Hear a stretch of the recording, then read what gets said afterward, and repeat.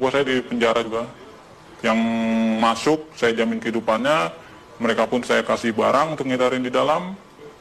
Sampai saat ini masih. Jadi memang sengaja dimasukkan memang untuk mengedarkan di dalam sel. Karena kebutuhan sel tuh banyak juga, sama seperti kebutuhan di luar. Berapa persen dari 100% penghuni lapas itu pakai narkoba? Hampir semua ya. Hampir 75% dan 80% itu pemakai. Berarti sipir tahu dan kalapas tahu dong? Tahu. Itu hal umum. Karena kan kita juga masuk barang itu nggak mudah. Biasanya itu uang tip atau apa segala macam. Selalu diminta. Berapa biasa minta? Sipir berapa, kalapas berapa? Ya nominalnya masih jutaan ya, belum ratusan juta. Masih jutaan. Misalnya jutaan, sipir tuh dapat berapa sih? Sipir sebulan bisa dapat 5 juta, 7 juta. Tergantung kita bawa masuk barangnya berapa banyak. Oh barangnya sekian, ya tinggal di itu aja proses. Kalau kalapas dapat berapa sih? Kalapas dia puluhan juta.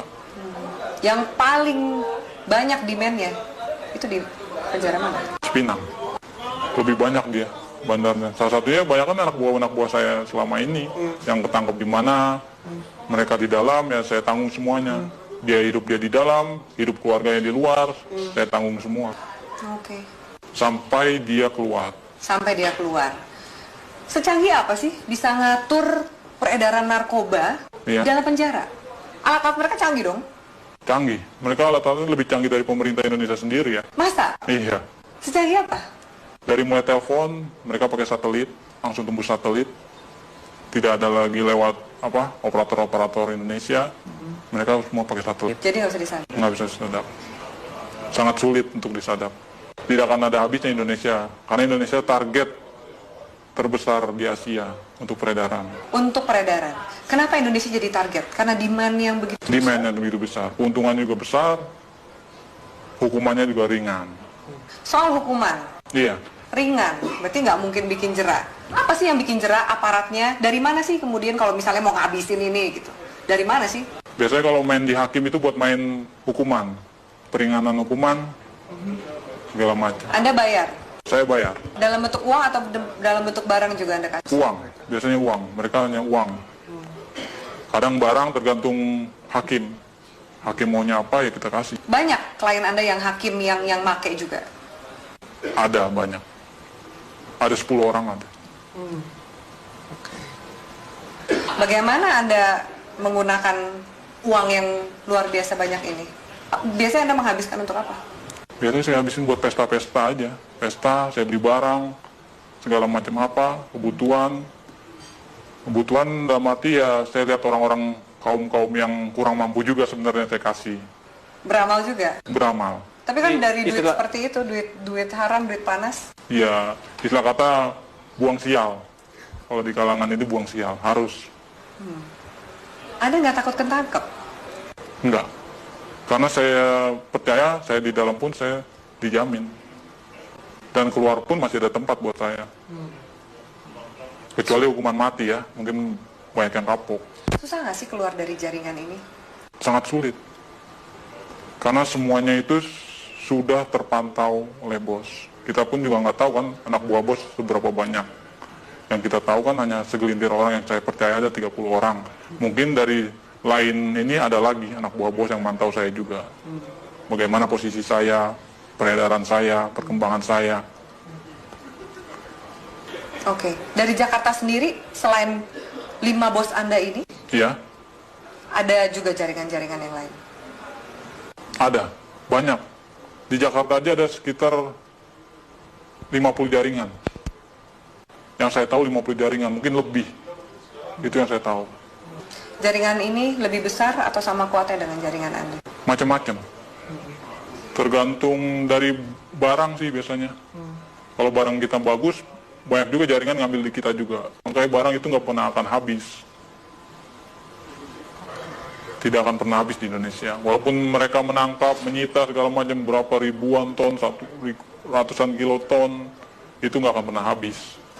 Karena itu cuma sedikit, paling seujung jari ya, ujung jarinya dari total barang yang ada di Indonesia. Kalau BNN sendiri, gimana Anda sebagai bandar ngelihat BNN? BNN saya lihat sih Untuk saat ini tergantung orang-orangnya sih, BNN juga. Sama lah sama yang di Polres, Polda, segala macam. Istilah katanya kan orang Indonesia itu hanya butuh duit. Semuanya ujung-ujungnya duit. Asal kita punya duit, ya lolos. Sampai ke jaringan, kalau kepolisian juga? Kepolisian udah hal umum. Udah nggak bisa di ini lagi. Nggak mungkin dibersihin? Nggak mungkin dibersihkan. Karena memang aparatnya pun pemakai. Kenal sama bandar, kenal barang, nyuplai barang juga, begitu. Seterusnya. Bea Cukai gimana? Bea Cukai juga mengawasi kan? Iya. Seperti ini? Bea Cukai ada permainan juga. Maka kita di Bea Cukai itu ada sekitar 5 orang kita pegang di sana. Untuk tiap ininya. Apa peran 5 orang di Bea Cukai ini? Meloloskan barang. Meloloskan barang. Jadi ada pengiriman juga? Pengiriman barang, pengeluaran keluar barang, itu semua lewat dari mereka ini, 5 orang ini. Oke. Anda punya berapa rekening? Ada 10 lebih. 10 lebih. Kurang lebih satu rekening isinya berapa sih? Tergantung ya, ada yang 1 miliar, ada yang 800, ada yang 750, paling kecil ya sekitar 250 juta. Anda nggak takut kelacak oleh PPATK nih? Wah, enggak ya, itu nama rekeningnya udah beda-beda. Ada panggilan untuk berhenti dari dunia hitam ini? Belum ada. Saya masih menikmati sampai sekarang karena keuntungannya lumayan. Bukan lumayan lagi ya, mungkin kalau Mbak sendiri mungkin akan tergiur dengan hasilnya. Yakin kamu? Yakin sekali. Masa? Iya, benar. Belum ada panggilan untuk tobat berarti? Belum. Masih menikmati. Mau sampai kapan? Sampai seterusnya mungkin ya. Sampai tunggu panggilan. Orang tua Anda nggak curiga? Tidak ada yang tahu. Teman-teman kecil pun nggak ada yang tahu. Semuanya saya dan kawan saya yang baik saya kenal saja tahu. Apa enaknya punya uang banyak tapi harus bersikap seperti biasa-biasa dan sembunyi dari semua orang? Itu ya konsekuensi. Karena kalau kita terlalu vulgar pun orang akan mencolok. Ini anak kerjanya apa tapi menghasilkan segala macam, itu malah bakal menimbulkan kecurigaan. Baik dari orang tua, saudara, bahkan lain-lainnya bakalan imbasnya ya penyelidikan dan penangkapan. Apakah jaringan narkoba ini juga masuk ke istana? Istana sebagian ya udah masuk. Lewat mana? Itu organisasi lain. Kita belum bisa sampai masuk ke sana. Mungkin ya organisasi ini lebih kuat dari yang bos saya punya. Itu sudah masuk. Ke istana? Ke istana. Oke. Transaksinya besar?